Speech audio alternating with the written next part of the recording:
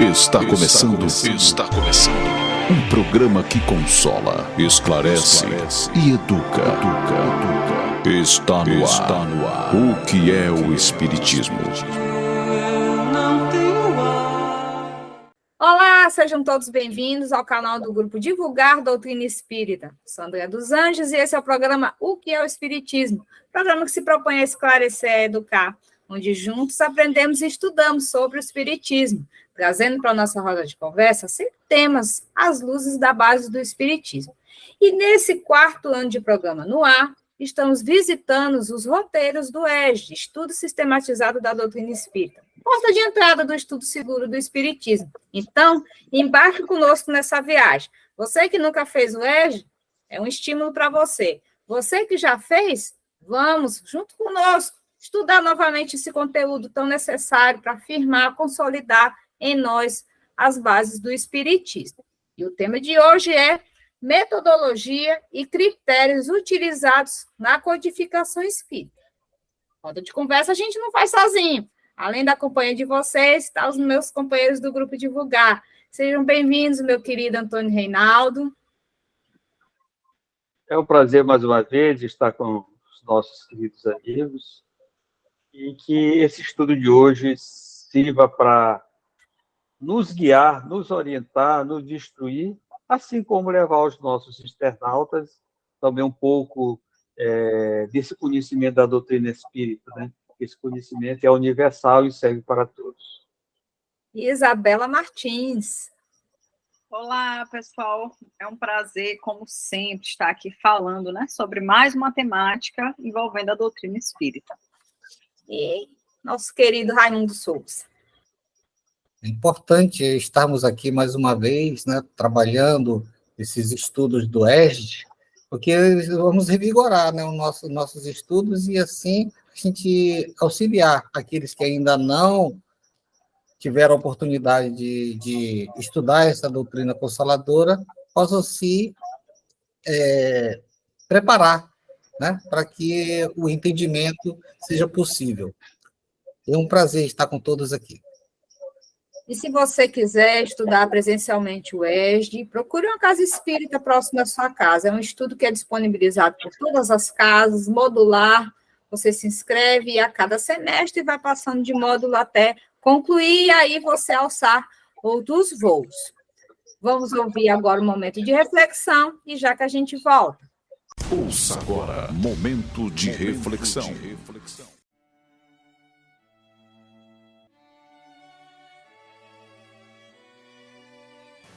Mensagem número 9 do livro Religião dos Espíritos. Mensagem ditada por Emmanuel Francisco Cândido Xavier. Título da mensagem: Mais. O mais é sempre a equação nas contas da lei divina. Ao criar a criatura, determinou o Criador, tudo se cria na criação. Por isso mesmo, a antiga legenda crescei e multiplicai-vos comparece ativa em todos os planos da natureza. Entreguemos o fruto nutritivo aos fatores de desagregação e em poucas horas transmutar-se-á em bolo pestífero. Ajudemos a semente preciosa, amparando-lhe a cultura, e no curso de algum tempo responsabilizar-se-á pela fartura do celeiro, transfigurando pântanos e charnecas em campos de flor e pão. É assim que o mesmo princípio se revela, insofismável, em todo o caminho humano. Cede à lente dos teus olhos as arestas do mal, e a breve espaço não apreenderás senão sombras. Entorpece a antena dos ouvidos no enxurro das maledicências, convertida em lama sonora, e acordarás no charco da calúnia, aviltando a ti mesmo. Faze da língua instrumento de críticas incessantes e acabarás guardando na boca uma placenta envenenada, servindo à parturição da crueldade do crime. Conserva os braços na estufa da preguiça e terminarás a existência transpirando bolor e inutilidade. Entretanto, se te confias ao amor puro, buscando estender-lhe a claridade sublime, por meio do serviço aos outros, atrairás em teu próprio favor a influência benéfica de quantos te observam às horas entre a simpatia e a cooperação, acrescentando-te possibilidades e forças para que transformes a vida num cântico de beleza a caminho da esfera superior. Do que escolhas cada dia para sentir e pensar, encontrarás auxílio para falar e fazer. Assim, pois, vigia o coração e fiscaliza teus atos com a lâmpada viva da lição de Jesus, porque terás sempre mais do que faças, e colheita de treva ou luz, conforme a tua sementeira de mal ou bem. Depois do momento de reflexão, recadinhos do coração. Você que chegou agora com a gente, não está inscrito no canal, se inscreva, marque o sininho. Toda vez que tiver vídeo novo, você vai ser avisado, não só desse programa, de todos os outros que a gente produz e semanalmente está postando aqui no canal. Segue a gente também nas redes sociais, lá a gente mantém vocês informados de tudo que a gente está aprontando. Inclusive, do próximo programa Jesus por Emmanuel, que está sendo preparado do próximo livro da série de Emmanuel. Então, nos acompanhe, que a gente informa por lá. Agora vamos começar a nossa roda de conversa. Tati, solta a vinheta. A partir desse momento, você acompanha a nossa roda de conversa. O Espiritismo em Debate. Bem, meus queridos, como eu falei no começo, metodologia e critérios utilizados na codificação espírita. Antes, vamos dar uma avivada no que a gente já viu nos programas anteriores, e você que chegou agora pode estar assistindo na playlist os outros programas, mas a gente vai fazer um breve comentário aqui. Kardec codificou a doutrina. A gente viu no programa anterior que ele se preparou, né, a sua vida foi um grande preparo para essa missão, e que ele foi chamado a sua atenção sobre os espíritos nos fenômenos das mesas girantes, né? Ele ficou sabendo, não teve muito interesse, mas até no momento que um amigo disse que as mesas respondiam, se faziam perguntas, tanto falada como pensada, e as mesas respondiam. Aí ele, peraí, mesa respondendo? Tem algo aí. Então, o seu despertar não foi um despertar de curiosidade, como a grande maioria achava que era uma brincadeira, era uma futilidade, um passatempo da época. Ele foi com o olhar de pesquisar, de buscar a verdade.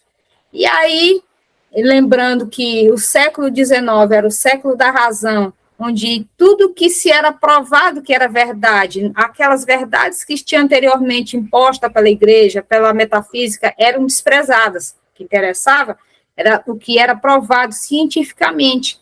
Então, Kardec se debruçou, querendo saber dessas verdades, como isso acontecia. Mas como foi que ele fez isso? Quais foram os critérios que ele utilizou? É isso que a gente vai ver hoje. E aí, eu começo perguntando para os meus amigos e passar para Raimundo começar. Vou mudar hoje. Sempre pego Isabela primeiro, vou pegar Raimundo. Raimundo, qual foi a metodologia utilizada por Kardec para fazer essa investigação? Mas antes de tudo, né, a gente tem que falar que Kardec não era um cientista profissional, né? Kardec era um homem de ciência, tá? De homem de ciência, entendeu? Então, ele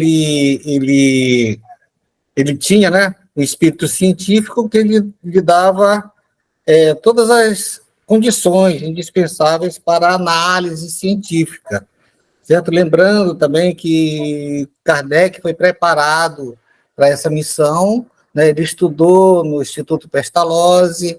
Lá no Instituto Pestalozzi, ele foi uma pessoa que teve uma ascensão muito, muito forte, né?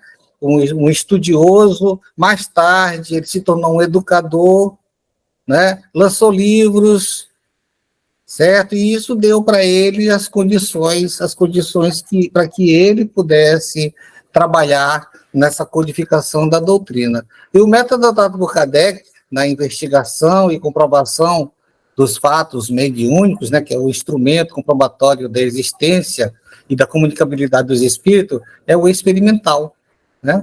aplicado às ciências positivas, né? Ciências positivas, gente, era aquela ciência que básica, né? Assim, foi da época do Comte, né? O filósofo Comte, que colocou lá que as ciências básicas seriam matemática, astronomia, né?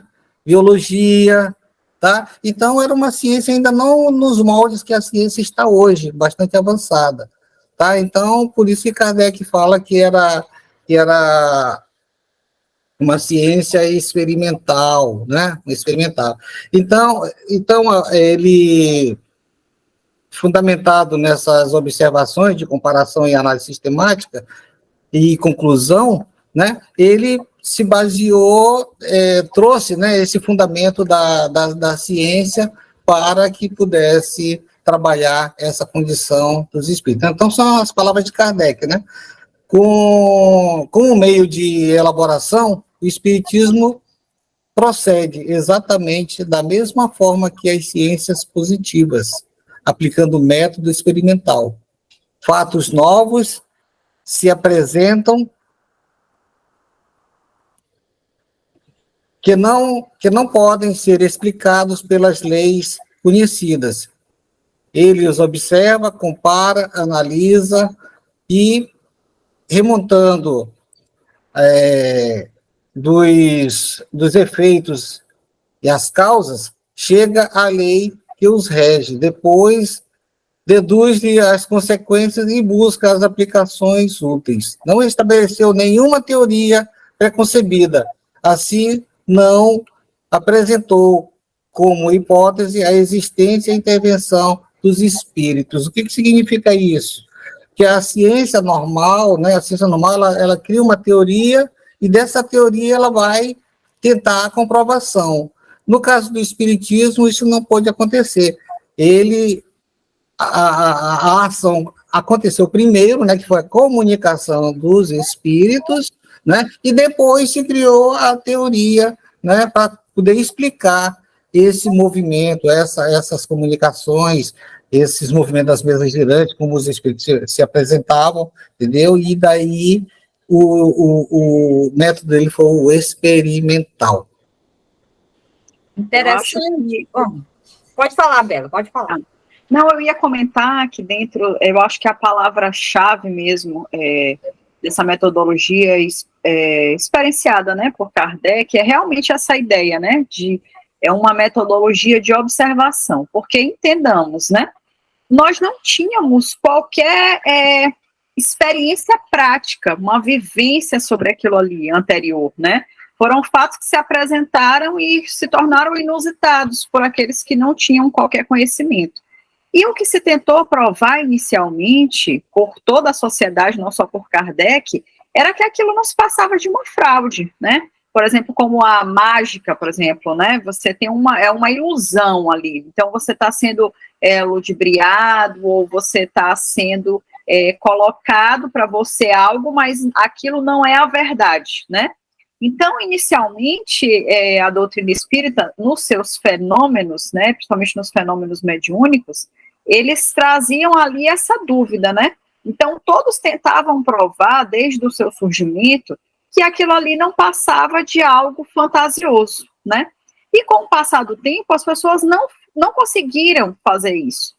E aí chegou Kardec para tentar dizer assim, ok, isso aqui não é apenas uma fantasia. Por que não é uma fantasia? E como provar que isso não é uma fantasia? Então, observou-se, partiu como se fosse uma folha em branco mesmo. Olha, eu vou observar, vou criticar, vou descartar todas as possibilidades disso ser uma fantasia. E quando isso realmente se comprovou uma verdade, né, que não tinha como ser refutada, no momento em que ele percebia que naquelas comunicações, as coisas que eram ditas não poderiam ser colocadas de nenhuma outra forma pelo aquele grupo presente, que uma mesa, por mais que ela tivesse a capacidade de demonstrar movimentos involuntários, ele percebeu ali uma inteligência que não justificava, né? Assim, os objetos, um cesto, por exemplo, não poderia escrever palavras ou frases completas, né? Tem, inclusive, uma passagem que não está aí nessa transcrição do Ed, mas que eu acho interessante, que ele fala assim: qual a possibilidade de eu jogar, por exemplo, numa sopa de letrinhas, né? Eu jogar essas palavras, essas letras soltas no ar, e quando essas letras caírem, por exemplo, num prato ou no chão, elas formarem uma frase que tenha um sentido, uma poesia. Não tem como, né? E aqueles primeiros fenômenos que aconteceram, eles já traziam essa inteligência. Existiam respostas que inicialmente foram sim e não, batidas para contar um número de palavras, né? 1, 2, 3, C, e assim por diante, até que as coisas foram se desenvolvendo a ponto de hoje a gente ter uma escrita direta, né? Uma psicografia, que são formas mais fáceis de você chegar ao que você quer dizer, ou seja, ao que o plano espiritual quer falar, né?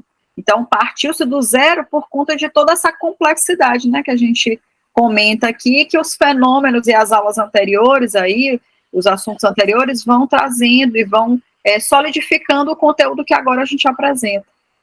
É interessante que essa fala da questão do experimental, e justamente essa diferença da ciência da matéria, que cria a primeira teoria, para depois provar essa teoria criada, porque o fato já existia, então ele partiu, não, o fato é esse, vamos buscar a verdade para poder aí explicar. Então, como a Isabela falou, a observação, a análise criteriosa, que aí os valores de Kardec foram fundamentais, a questão da serenidade dele diante daqueles fatos, o próprio domínio próprio, né, para não se empolgar e aí e acabar metendo os pés pelas mãos, né, cuidado na seleção das mensagens, porque a gente aqui vai datar resumidamente, mas o tempo que ele levou de observação até ter certeza, a evolução da própria comunicação, que era batida, para depois ir escrevendo letra a letra, depois passar para a ardósia, que era a sexta, e escrever, até chegar nas mensagens psicografadas direto pelo médium, levou-se um tempo, e era um instigante essa questão, até provar que, tá, isso aqui é um fato, é verdade. Então, se essa é verdade, vamos partir do princípio que é verdade, então bora. E aí, selecionando essas mensagens recebidas e vendo que elas pulavam de vários lugares, sendo a resposta igual. Então, um trabalho realmente criterioso, que esses valores que ele teve de pessoa e aprendeu lá no Pestalozzi, e esse espírito científico foi que solidificou tudo isso. Reinaldo, quer comentar mais alguma coisa para a gente seguir? Já foi bastante comentado, mas eu só queria fazer uma pequena observação, que todo esse método que ele utilizou realmente foi muito criterioso, né? O método experimental, mas foi experiências com vários médios, vários lugares. Ele simplesmente não pesquisou só na França, ele expandiu pelo continente. E uma coisa interessante, para ele chegar ao momento, para ele conseguir ter certeza daquilo, ele conheceu os primeiros movimentos no final de 1853 e 1854, e ele veio escrever o primeiro livro em 57, não é isso? Que ele passou esse tempo todo escrevendo, só pesquisando, fazendo ensaio, buscando informações, comparando informações.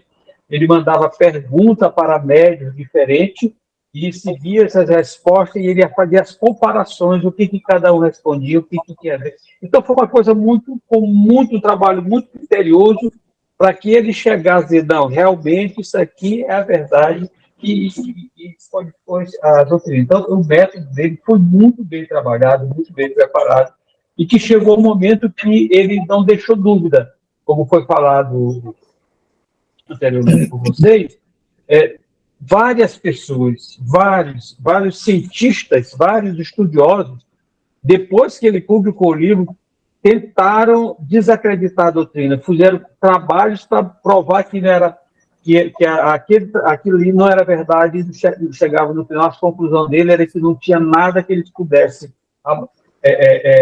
provar que ali era uma mentira ou engodos, que digamos, se integraram ao movimento espírita. Então, foi um trabalho muito bem preparado, muito bem criterioso que ele fez, o método que ele aplicou foi primoroso para atingir o objetivo.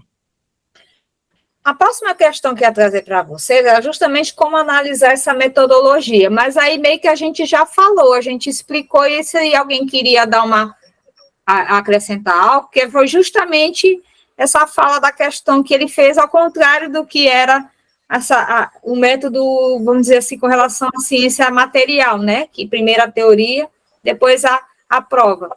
Então, a gente já meio que analisou. Para vocês está bom ou vocês querem acrescentar mais alguma coisa com relação à análise da metodologia adotada por Kardec?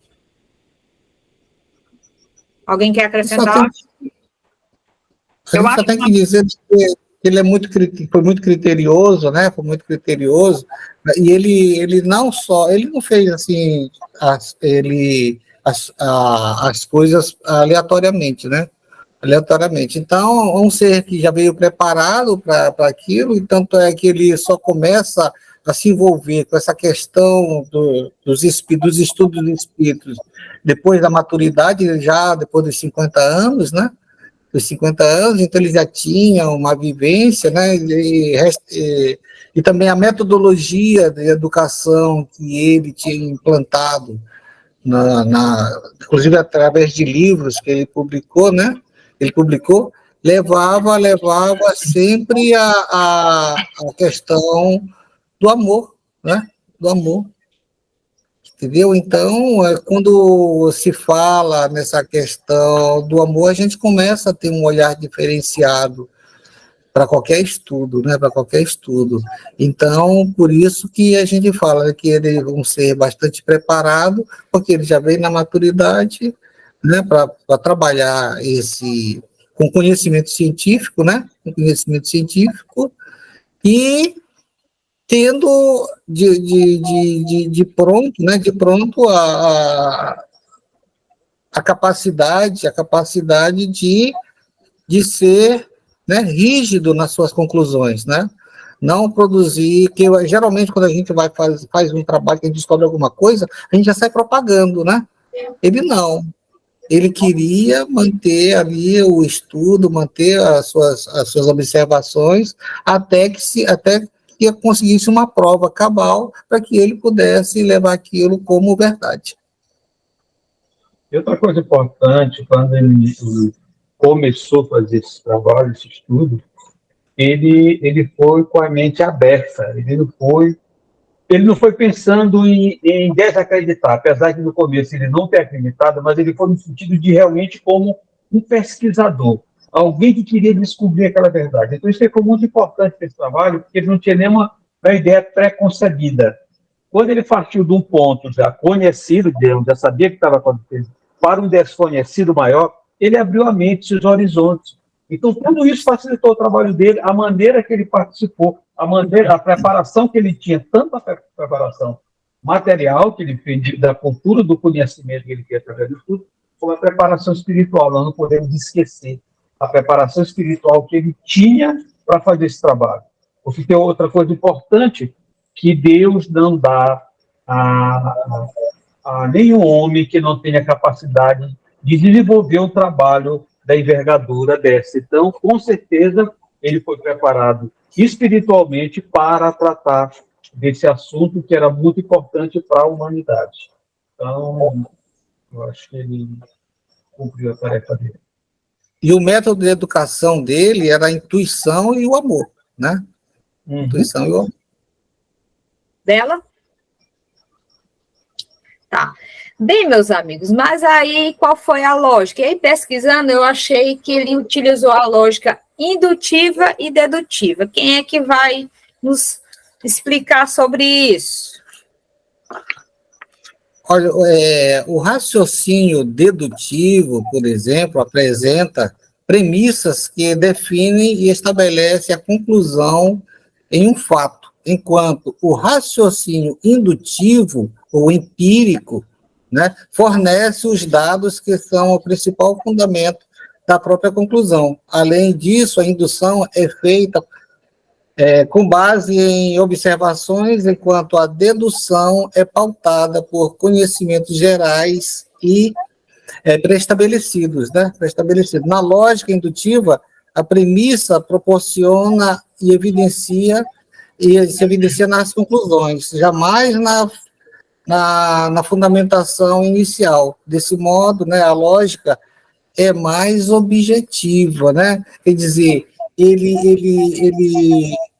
aquilo que a gente estava comentando ainda agora, né? Primeiro acontece, né? Acontece para que depois você explique, né? Você explique as coisas. Então, a gente vê que o método dedutivo é o quê? Se deduz em cima dos fatos trabalhados, né? Então, após uma investigação, se junta e aí se deduz que aquilo ali está provado. A partir do momento que a indução é justamente o caminho, né? Então, Kardec, como o Reinaldo bem lembrou, ele tinha um fato. Então, para ele saía do conhecido para o desconhecido. Aí ele foi induzindo esse caminhar até chegar, né, na prova que eram os espíritos que faziam essa comunicação e aí as mensagens. E aí, após essa análise, se deduzia, pronto, isso aqui é uma verdade. Por quê? Porque várias mensagens foram sendo espalhadas pelo mundo com o mesmo conteúdo, né? Então, ele induziu dessa forma até ele chegar para poder deduzir que era uma verdade, porque pulularam em vários lugares a informação e ele juntou, e aí, não, isso aqui é uma verdade. Inclusive, ele até usa isso, é melhor desprezar 1000 verdades do que aceitar uma mentira, de tão criterioso que ele era para que não ocorresse erro, porque ele sabia que isso ia ser muito batido, né? E, de fato, foi. A doutrina espírita foi muito batida e também, como o Reinaldo nos lembrou, que muitos cientistas se debruçaram para provar que era um engodo e tal, e, conclusão, não conseguiram, porque justamente esse critério na questão de induzir e depois deduzir, pronto, isso aqui de fato é uma verdade, pronto, essa daqui eu vou aceitar, e aí parte para outra. Mesmo critériozinho. É esse o fato, vamos remontá-lo, saindo do conhecido para o desconhecido, e aí deduzir que aquilo ali é de fato uma verdade. Então, ou não, desprezar. Então junta mais essa daqui. Até ele chegar nas 1000 e poucas questões do Livro dos Espíritos. Só do Livro dos Espíritos. 1018. E, Andréia, sabe uma coisa que, enquanto tu falava, eu lembrava que deixa bem claro essa colocação de Kardec de descartar inúmeras verdades para que uma mentira não viesse, né, se sobrepor a ela, são as próprias obras básicas, que são 5, e as obras que a gente tem, como, por exemplo, as revistas espíritas, né, que foram revistas escritas nesses anos de trabalho de Kardec, e que trazem muitas pesquisas da época, o que se discutia, as dúvidas que as pessoas iam tendo à medida que os livros iam saindo, e Kardec ia tentando esclarecer isso, e as obras póstumas, né, que foi publicada após o seu falecimento, de textos achados, né, que não chegaram a ser publicados. Por que eu digo isso? Porque a gente percebe em obras que não fazem parte das obras básicas, mas que também foram escritas por Kardec, certas falhas, né? Certas coisas que elas não se consolidaram a ponto de merecerem estar, por exemplo, dentro das obras básicas, né? E dentro dessas obras, não sei qual a palavra mais adequada, eu não vou dizer complementares, porque talvez eu esteja incorrendo num erro, né? Mas essas obras, outras, codificadas e trazidas pelo próprio Kardec, com exceção das obras póstumas, né? Que não foi... Foram textos ali elaborados ou pensados por ele, mas não foi de sua escolha que elas viessem à tona, né, digamos assim. Eram rabiscos que ainda estavam ali, né, só no pensamento. E aí o que a gente percebe? Certas falhas, certos textos que não se consolidaram, que a gente tem colocados na doutrina espírita e nas obras póstumas. Mas isso não invalida a doutrina espírita, né, a codificação em si. Por quê? Não estão colocados dentro das 5 obras básicas, né, que, por si só, essas 5 obras a gente pode ler e reler, gente. A gente não encontra aberturas para que não, isso aqui não se consolidou, ou esse tal fato aqui não se mostrou verdadeiro. Não, são obras muito sérias, né, com um conteúdo, assim, de um arcabouço, assim, muito legítimo, digamos assim, que nós não encontramos brechas até hoje. Olha que eu sou uma pessoa muito crítica, e eu acho que a doutrina espírita é formada por cabeças, assim, que são bem cri-cris, digamos assim, acho que muito rigorosas com o conteúdo, né, do que é colocado dentro da doutrina. E ainda assim a gente não encontra essas falhas, mas encontramos em outras obras, né, mas não encontramos dentro das obras básicas. Então a gente percebe aí esse rigor de Kardec em dizer, não, o que eu vou publicar e dizer que é uma obra básica, que faz parte da codificação da doutrina espírita, ele realmente teve um critério, assim, muito interessante. E na própria, só complementando, André, me veio aqui o pensamento, uma lembrança. Tem um texto da doutrina das revistas espírita em que ele deixa claro que a revista era uma obra experimental, que servia para se discutir, para se aprender, para se perceber se alguma coisa que estava dito ali que fosse inconsistente, isso seria mudado. E é outro fator que eu acho muito válido também, mesmo que não esteja assim totalmente dentro da temática, mas que é válido para as pessoas que estão, de repente, ouvindo a gente, assistindo a gente, entenderem. A doutrina espírita sempre se colocou como uma obra aberta, assim, olha, se vierem outras coisas que forem comprovadas, a gente está aberto a receber essas questões, né? Sim. Então, isso também é um ponto muito válido. E aí, em cima disso tudo, dessas informações, isso que a Isabela levantou, eu não vou querer mexer agora, deixar mais para frente que a gente vai trabalhar a obra básica. Não vamos dar spoiler, não, mas fica sob o ar, é importante. Mas, em cima disso, de todo esse arcabouço, de tanta informação que Kardec recebeu, qual foi o critério que ele utilizou para justamente separar o joio do trigo, vamos dizer assim? O que ele usou de critério para que dizer, sim, ele induziu esse estudo científico, deduziu, e é uma verdade. Mas qual foi o critério que ele usou para isso? Para poder chegar à codificação, a essas verdades trazidas pelos espíritos superiores? Lembrando que, lógico, que no meio de tanta comunicação também tinha coisa de espírito, como nós. Os espíritos são os homens desencarnados. Cada um leva o que tem, a sua bagagem cultural, de informação, de tudo. Então, lógico que tinha informações incompletas, lógico que tinha informações mentirosas. E aí, qual foi o critério que ele usou, galera? Dois critérios usados, né, por Kardec, foi a generalidade e a concordância, né?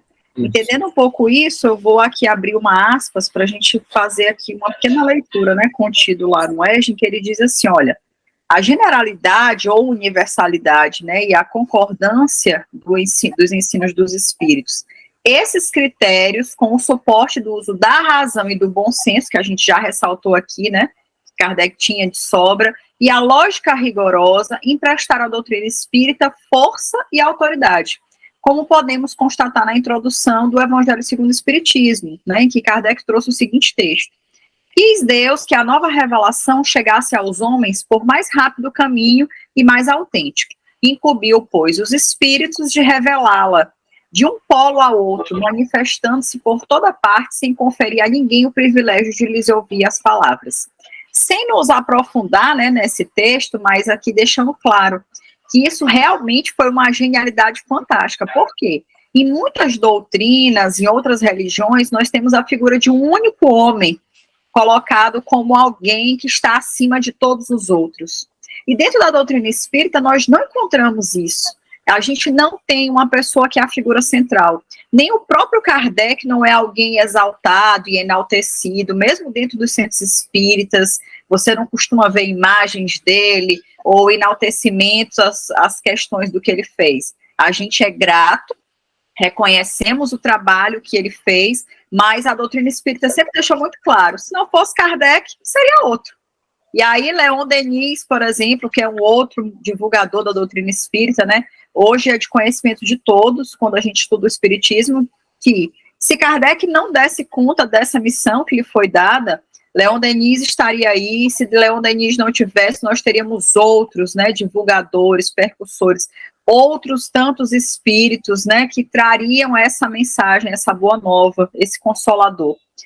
E dentro da doutrina mesmo, você vê que Kardec é apenas um codificador, alguém que foi lá e facilitou esse entendimento, que buscou, né, separar, como o André colocou, o joio do trigo. Mas, dentro da codificação espírita, nós não temos um único espírito que se sobressaia dentre outros. Inclusive, muitos dos textos nem mesmo são creditados a um espírito específico.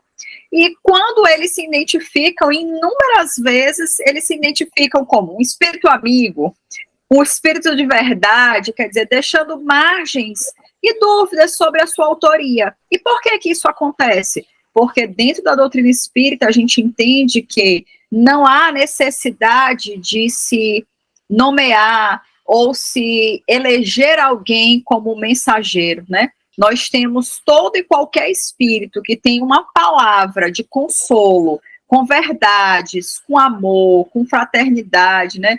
E tudo isso que o Evangelho de Jesus prega, então todas essas mensagens seriam bem-vindas. E, inclusive, esse é um critério que Kardec fala. Como você vai, né, lá no Livro dos Médiuns, ele fala, como você vai identificar que tipo de espírito mandou uma mensagem? E aí ele fala, você precisa analisar o conteúdo dessa mensagem, né? Porque um espírito, digamos assim, inferior, né, abre aspas, ele nunca vai trazer uma mensagem edificante, com palavras bonitas, com coisas que te coloquem para cima, né? Eles vão ter ali um texto que condiz com aquilo que ele tem dentro de si, gente. Porque uma máxima muito verdadeira é, a gente só dá aquilo que a gente tem. Eu não vou ser capaz de trazer aqui um conteúdo que eu não tenha estudado, ou que eu não tenha vivido. Eu sou incapaz de dar amor se eu nunca vivenciei o que é o amor, né? Então, da mesma forma, a gente consegue identificar esses textos que estão contidos dentro da doutrina espírita, dentro das obras básicas. Inclusive, para fechar essa minha fala, eu lembro que muitas pessoas têm certas ressalvas, ou falam que a doutrina espírita não é de Deus, que isso é obra de, sabe, enfim, não importa, mas querem diminuir. E aí eu falo, você já leu o Evangelho segundo o Espiritismo? Você já leu as coisas contidas nas obras básicas da doutrina espírita? Porque eu não conheço livros e obras que falem tão bem, sabe, assim, de Jesus, o que exaltem tanto a necessidade de sermos homens de bem, de sermos pessoas boas, fraternas, do que essas obras. Então, como que uma doutrina que só prega coisas boas e amorosas pode ser alguma coisa que não seja de Deus, né? Então, eu acho que o conteúdo da doutrina fala por si só. Raimundo? É importante, né, a gente ver que Kardec se destaca, gente, pela serenidade, né? Pela serenidade para com os fatos mediúnicos, né? Ele não negava e nem afirmava os princípios, né? Ele tinha essa propriedade, não afirmava, né? E isso, né, é um fator fundamental, né? E se distingue, né, entre muitos outros pesquisadores, né? Porque, geralmente, o pesquisador, ele chega assim, né, mas a ciência tem um critério, né? A ciência tem um critério, ela pesquisa, experimenta, e depois que está tudo pronto é que se divulga, né? E esse foi um dos critérios que Kardec teve, né? E ele tinha também o domínio próprio, né? Para não se entusiasmar com os primeiros resultados. Né? Então, isso também é salutar, né? Salutar. Então, a gente aguarda, vai buscando essa verdade. Quando ela se confirma, aí sim que a gente possa tá falando sobre ela. Né? Ele também tinha cuidado na seleção das comunicações, né? Porque ele descobriu uma coisa interessante, né? Que os espíritos, aqueles que estavam dando comunicação, eram de pessoas que já haviam desencarnado. Né? E que tinham, nem todos eles tinham o mesmo nível cultural, nem o mesmo nível de conhecimento, né? E que eles não podiam ser dono das verdades, E ele separou o que era um espírito sério, né? O espírito dos espíritos brincalhões, daqueles que não tinham conhecimento nenhum para poder nos ajudar, certo? Então, são coisas assim também bastante pessoal. Ele evitava também dar opinião pessoal dele, né? Ele dava opinião do critério. Todos os livros, né? Onde tem as mensagens dos espíritos e que tem aquela notinha lá do Kardec, né? Ele fala com propriedade, certo? Ele fala com propriedade, mas ele não dá a opinião dele. Não, eu acho que seja isso, eu acho que é aquilo. Eu não conheço nenhum livro que ele coloca assim, eu penso assim, eu digo assim, né? Eu cogito que seja assim, né? Ele não dá a opinião dele, ele passa a mensagem, traduz, né, o que a mensagem está dizendo, né? A mensagem está dizendo, sem dar uma opinião dele pessoal, né? Outra coisa também é a prudência, né, nas declarações para evitar divulgações precipitadas de fatos ainda não examinados e comprovados, né? Então, tudo que ele colocou ali, como disse Isabela, né, quando ela fala da revista espírita, né, da revista espírita, ele traz essas comunicações mais do cotidiano das pessoas e tenta explicar o nosso cotidiano. Mas, no final, né, acho que a mais evidente das qualidades de Kardec é a humildade, né? A humildade que ele usou para buscar as verdades antes e acima de tudo, né? Humildade. Através desse controle que Kardec fez, usando essas duas razões, de dois métodos de universalidade e concordância, ele conseguiu identificar todos os tipos de espíritos, todos que somos nós. Os bons, os mais ou menos, os perfeitos. No pseudo-sábio, estava pensando em pseudo-sábio, ele identificou aquele espírito que traz uma mensagem bonita, cheia de coisa, mas que no fundo tem algo escondido ali, tem um escolho ali no meio da questão. Então, esse método que ele usou foi muito, muito bem pensado. E a concordância, quando ele espalhava essa mensagem pelo continente, com vários médicos para todos os lugares, e quando vinha a resposta, ele ia catalogar todas as respostas e via aquelas que estavam em concordância e aquelas que não estavam. Em cima disso, ele ia fazendo, aí vinha entrar no livro da razão, da lógica, do bom senso, e ele ia fazendo todo esse trabalho.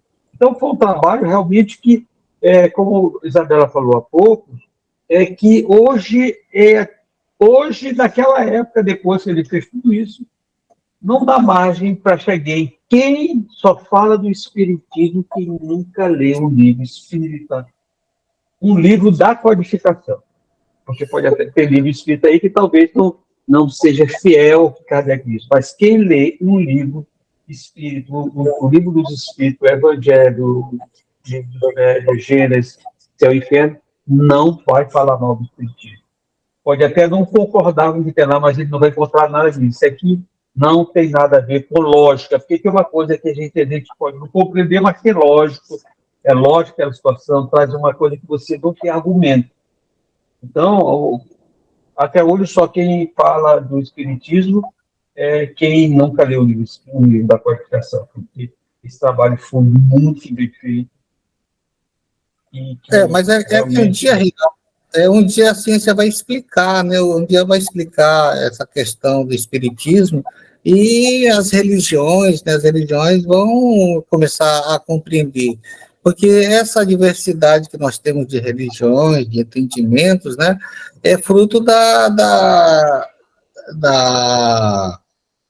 do desenvolvimento espiritual de cada um, né? De cada um está no nível de conhecimento, está no nível de entendimento, né? Então, graças a Deus, né, tá tudo evoluindo e um dia a gente vai chegar a um consenso, vai tá vendo o que é verdade, o que é mentira, aquilo que é possível, que é plausível de se entender, aquilo que é plausível de se aceitar, né? Se aceitar, essas coisas vão acontecendo. Mas graças a esse crescimento, esse desenvolvimento a gente fala das ciências, né? Das ciências que traz o esclarecimento para todos nós, um dia a gente vai chegar. Porque outrora o espiritismo era visto como uma religião subversiva, né? Subversiva. Hoje não, hoje ela é respeitada, né? Hoje ela já é respeitada. E ela já é fruto de estudo da ciência materialista. A ciência materialista já estuda. Hoje ela tem capacidade para estudar melhor o espiritismo, porque outrora não. Lembra que a gente falou lá daquela ciência básica, a ciência positivista, né? Que não é mais essa ciência positivista. Hoje é uma ciência já com bastante conhecimento, com bastante técnica para detectar as coisas, né? E a verdade vai prevalecer. E aí, Raimundo, em cima dessa sua fala, podemos dizer que isso que você falou agora, da questão de hoje a ciência já está estudando, dessas questões criteriosas, a gente pode dizer que é uma consequência da adoção justamente dessa generalidade e a concordância na codificação espírita? Com todo esse critério? Com certeza, né? Com certeza, porque a doutrina espírita, ela sempre viu o mundo como um desenvolvimento. E essa característica que nós temos aí de poder reencarnar, de trazer a comprovação de um conhecimento, porque lá atrás eu pensei alguma coisa e hoje voltei para dar continuidade àquele entendimento que eu tinha com mais propriedade, com mais conhecimento, com mais facilidade para poder explicar, né? Então, acreditando que a gente está sempre evoluindo, com certeza, né? Com certeza. Todos esses acontecimentos vão levar para que um dia nós possamos viver nesse mundo feliz, nesse mundo de conhecimento, com a paz para todos, né? A paz para todos, porque a gente vai começar a respeitar e amar o próximo. Porque justamente a ciência, digamos, materialista, ela chegou a um nível de conhecimento que ela teve uma barreira. Se ela não ultrapassasse essa barreira, ela ia ficar perdida no tempo. Então, a barreira que ela chegou, tem algo além disso aqui, da matéria, que eu não consigo entender por que funciona. Aí é que o espiritismo entra. Aí que ela começa a olhar para o lado mais fora da matéria. Então, a partir daí é que vem surgindo as ciências novas, que já estão entrando mais nesse trabalho de estudo, é onde a doutrina espírita está colaborando. E cada dia mais a ciência vem comprovando que o que a doutrina espírita diz é a verdade. Não foge da verdade. Então, isso a ciência chegou a um momento que ela precisa ir além da matéria, ela precisa descobrir esse algo que está fora da matéria que a gente não consegue descobrir. Então, eles partem desse lado para estudar a parte mais espiritual do ser. E aí, gente, para fecharmos, a questão do controle universal dos ensinos dos espíritos. Eu acho que está bem aí, Isabela, justamente a explicação daquilo que você levantou, das obras básicas ser tão redondinha e ao ponto de que muitos se debruçaram sobre ela e não conseguir falhas e aí botá-la por terra, e a gente vê em outras, por exemplo, a Revista Espírita, que era um ensaio, aí onde o espírito de cientista de Kardec passeou, que ele conseguiu pensar e botar tudo para fora aquilo que ele experimentou, né? E aí botou para fora e os outros também foi, e aí temos verdades e não temos verdades, porque não tinha justamente isso, o controle universal. Bora amadurecer mais sobre isso, gente. A questão do controle universal. Eu acho que essa principal questão, né, do controle é que muitas pessoas...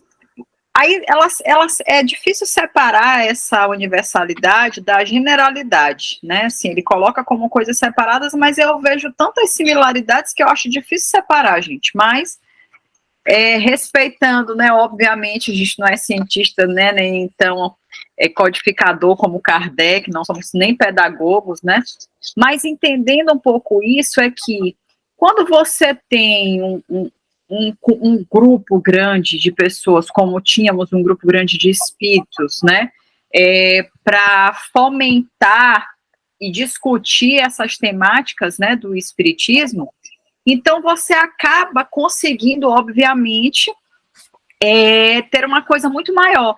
Eu lembro que um dia eu ouvi uma fala do Haroldo muito interessante, que eu falei, caramba, eu nunca tinha parado para pensar sobre isso.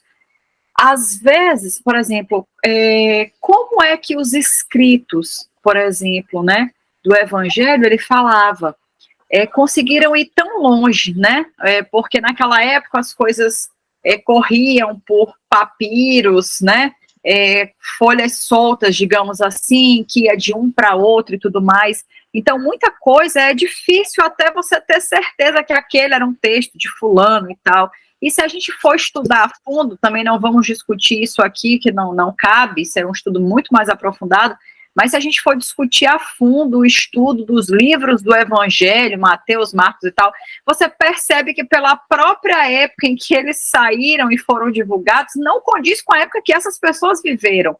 Então, quando ele se refere ao livro de João, na verdade são as ideias preconcebidas por João, mas não necessariamente escritas por ele, porque as datas não casam, né, com aquele momento. Então, voltando, né, trazendo esse entendimento, eu lembro dessa fala do Haroldo em que ele dizia assim, gente, talvez isso mesmo que tenha sido o maior incentivador para que essas palavras ou esses ensinamentos perdurassem por tanto tempo. É porque isso percorreu de mão em mão, passaram por muitas pessoas, então não foi permitido que o tempo apagasse isso, porque muitas pessoas já eram detentoras daquele conhecimento, né? Então, quando a gente fala sobre essa universalidade, sobre essa generalidade, é porque muitos espíritos, né, e aí a gente fala sobre encarnados e desencarnados, tiveram a oportunidade de contribuir com aquilo. E por que eu falo encarnados e desencarnados? Porque nem mesmo as psicografias foram realizadas por um único médium. Você teve vários médios participando daquilo, o que não dá exclusividade. Inclusive, isso gerou um certo ciúme à época da publicação, né, das obras. Por quê? Porque Kardec não deu crédito aos médiums, digamos assim, que auxiliaram ele mais de perto, ou que ele tinha um contato ali físico, né?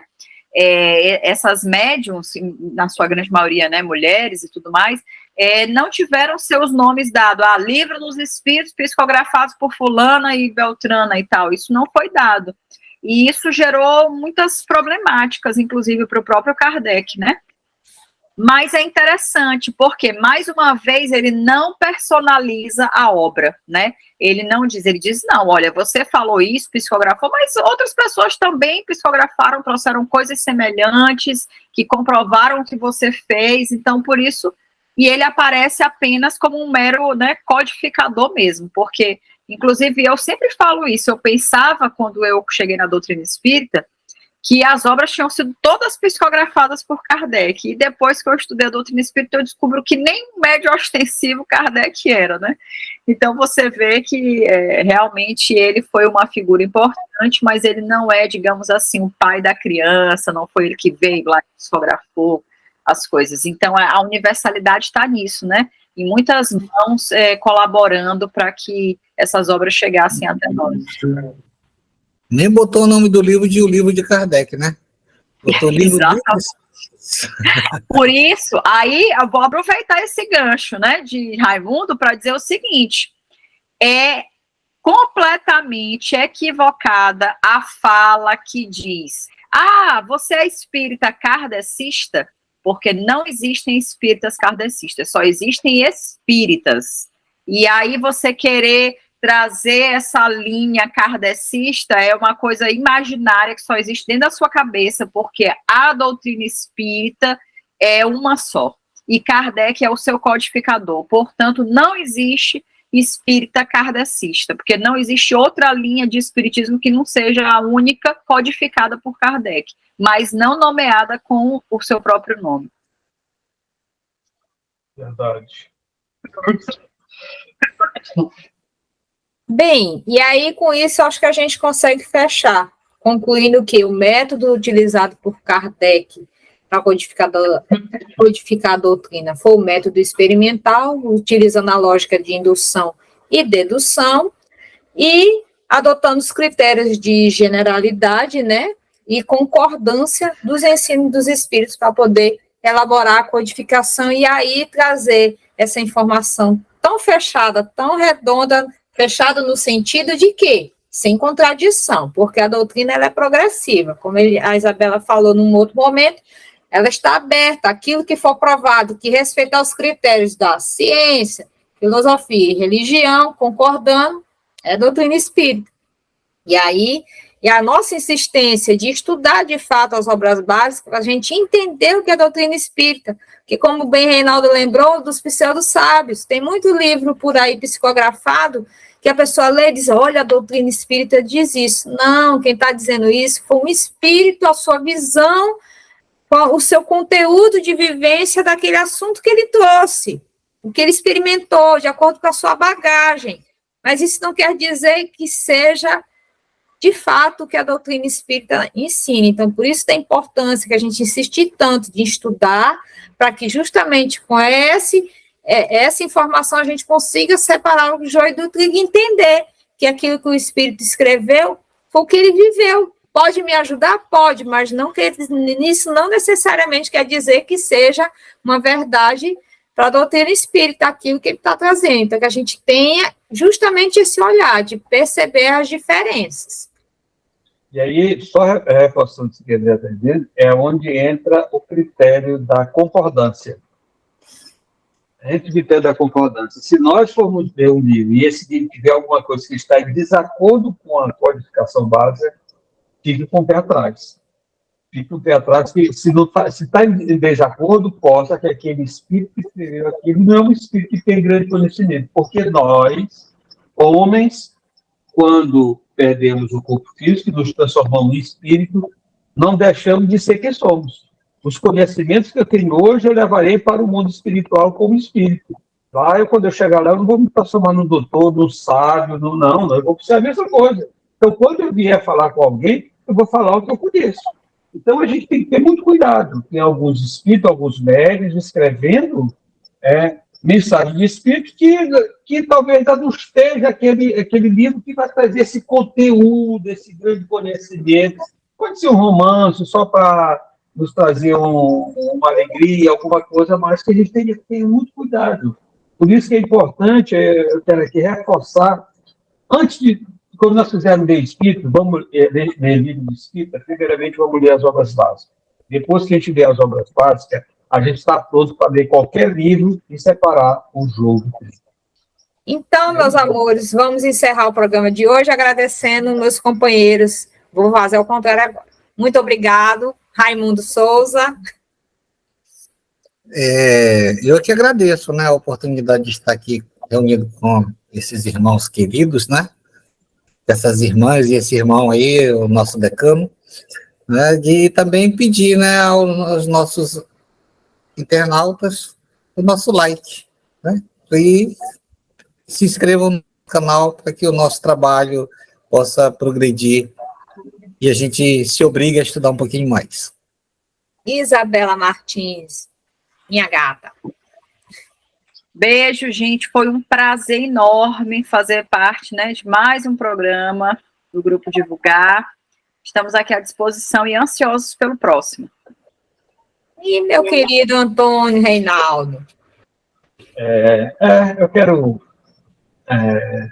me confraternizar com esses queridos amigos queridos, e dizer para os nossos internautas que aprecio o nosso trabalho. É um trabalho feito com muito amor, com muita dedicação, e com certeza alguma coisinha pode plantar nos corações de vocês. Até a próxima. E só nos resta agradecer mais uma vez a oportunidade de estar conosco. Até o próximo programa. Paz e alegria a todos. Você ouviu o que é o Espiritismo?